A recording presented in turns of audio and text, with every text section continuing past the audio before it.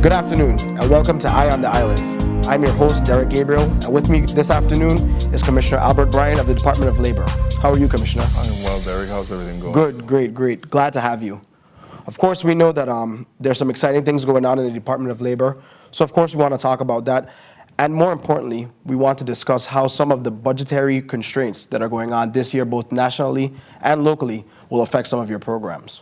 Well, Derek, it's been an exciting 2 years. We've had a lot of different things going on at the Department of Labor, courtesy of our ARA funds. But late this year, I'd say about in June, we ran out of ARA funds. We had appointed, the department had some $2.3 million. And we made some incredible strides with that money. I mean, the summer we had 1,000 people come to work. It was a record summer for the Virgin Islands. We had never had 1,000 people before. And over the last 2 years, we've trained over 1,700 individuals in different crafts, from pipe fitting to phlebotomy to office work. So it's been a great run, and we're coming at the close now. And it's funny, the recession is not over, but somehow Congress seems to feel, or the Republican Congress feels, that it is coming to an end. Mm-hmm. Well, I know that as we talk about the constraints, more of us are being asked to do more with less. I know some of your federal programs that definitely have a significant impact locally, such as the workmen's compensation program, and even to your unemployment programs, have taken a significant hit. So tell us a little bit about that. Well, the first most significant hit that we took is in our training program. This year, we have 10% reductions in our training programs for adults, dislocated, as well as youth. The good news about that is, and it seems somewhat silver lining to the cloud of the 8% reduction, is that the 8% reduction was federal or local programs. So what we've been able to do with those salary savings is reprogram them into training, where we were seeing a shortfall earlier this year. On the unemployment side, we're in a little bit more of a crisis. As you know, from the year 2000, we've had a 0% minimum for our unemployment rate, and as a result, we haven't been paying into it as a community. Businesses that have more than 3 years really don't have an unemployment insurance. Before, what used to happen is you used to have your experience rating, how much people you got laid off, and then they would take a factor of that and multiply and give you a multiplier at how much your rate would be per employee. Well, what we're seeing now is a fund that moved from $54 million being the most solvent fund in the nation to zero. We were actually commanded by the feds, and the legislature complied, to reduce the amount of the solvency of the fund. The bad thing is that we went broke in the worst recession in known history, and what that has resulted in is a borrowing from the National Trust Fund. And just to break it down for you, the National Trust Fund, we borrow from about $1 to $1.5 million a month. So we've been borrowing close to 2 years, actually 2 years in August. And that sum is up to $26 million that we've borrowed. And we expect it to grow to at least $32 million by the end of the year. The interest is what's due on it at this point, and that interest is about $500,000 that's due on September 31st, October 1st, and we're exploring different ways of paying that. But the employment situation is not getting any better. When you look at who we're paying now, we have about 1,290 people that are on standard unemployment insurance, about 350 that are on what we call extended, which is Tier 1, and then Tier 2 is another 129 or so, and then Tier 3, which we issued a press release recently saying that we just triggered on, it's only one person, because we were off of that for a while because we were having lower unemployment rates, not necessarily low. And this usually happens when we experience the tourism season. So what you have now is regular 26 weeks, Tier 1, 20 weeks, Tier 2, 13 weeks, and Tier 3, 13 weeks. So people now can experience, or Virgin Islands have 72 weeks of unemployment. Good for our citizens, but bad for us because it signifies that our economy continues to spiral downward. And we have to pay back this $26 million.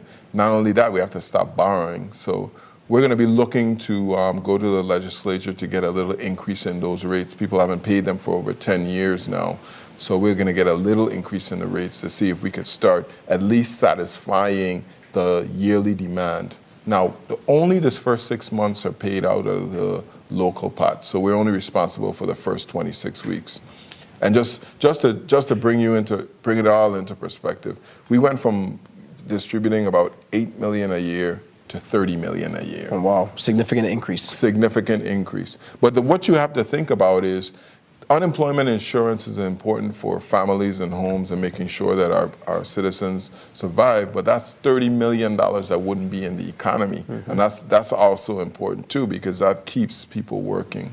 You know, the 8% reduction that we just experienced, you know, that is another significant blow, and we're expecting to see further employment loss in our community. If you go around now at lunchtime to the local restaurants, you will see less of a crowd. People are walking with a salad.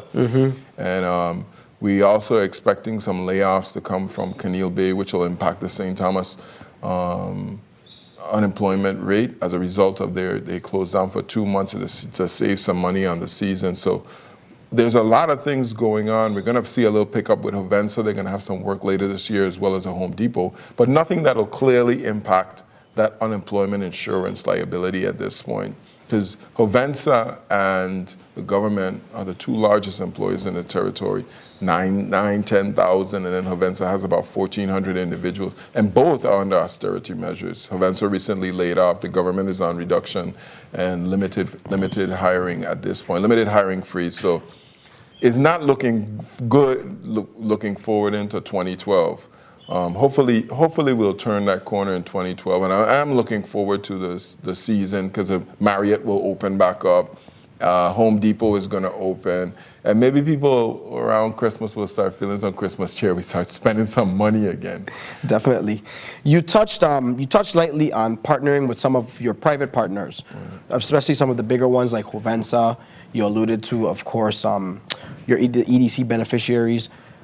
I noticed in the last couple months, especially in the last year, you've been more proactive at taking the fight at those who are unemployed. For example, making them see that there are a few jobs out there. Tell us about what you've been doing to bring in the other half of the unemployment picture to get people back employed. Well, one of the things that we're doing now, which I'm glad you asked that. One of the things that we're doing now is it's twofold. We're looking at our department in terms of having less personnel and how we could use that personnel better. And how can we be more effective in services that we're bringing to the public? And for a long time, what we used to do is when you come into the department, we'll look for a job for you. But now we're going to move to a more proactive searches. In the Virgin Islands, all the jobs have to be registered with the Department of Labor. We're going to look for the people for the jobs. And that, I think, is a way more effective way because we already know what's available. So making sure that we're finding people for those jobs and they're not bringing in or importing labor from someplace else. We're getting the most bang for our buck. And then what we've done also, as with the Marriott, we've partnered with them in the off season to give training to their employees so that if you were in one position before, you could sharpen your skills and maybe get a promotion when they open their door.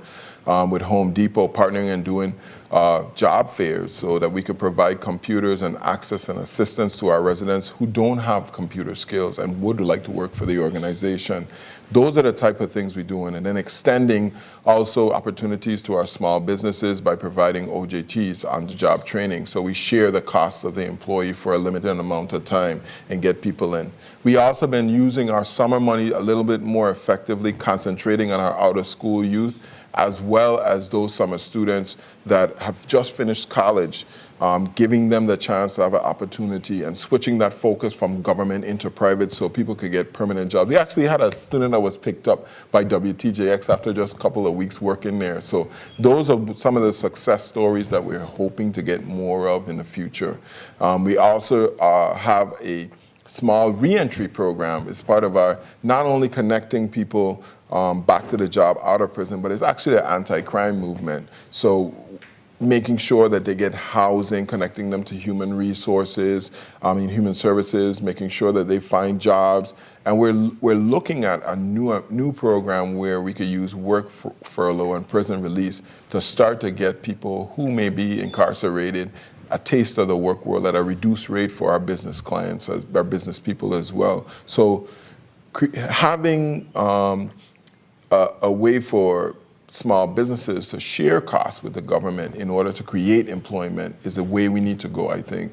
And we're hoping to see much success out of that. Because in the Virgin Islands, we're not a Detroit or a major industrial area where you're going to see 100 people being hired, 200 people being hired or laid off. We're more in a situation where we have 1,500 businesses that have less than 10 people and only 2,100 businesses total. Only one business, Hovensa, has more than 1,000 people. And when you look at where our bulk of employment is, the supermarkets, the hotels, the refinery, and the maintenance companies that work for them. So shifting our gears on looking at those smaller businesses and saying, okay, how can we keep you afloat during this hard time? Those are the type of the focuses that we're trying to do at this point. Great. I mean, sounds like you have definitely some interesting things on the horizon as it relates to unemployment. We're going to take a short break. We'll be right back. I'll be back with Commissioner Bryan. We're going to try to touch on some youth programs. Again, this is Eye on the Island. Stay tuned.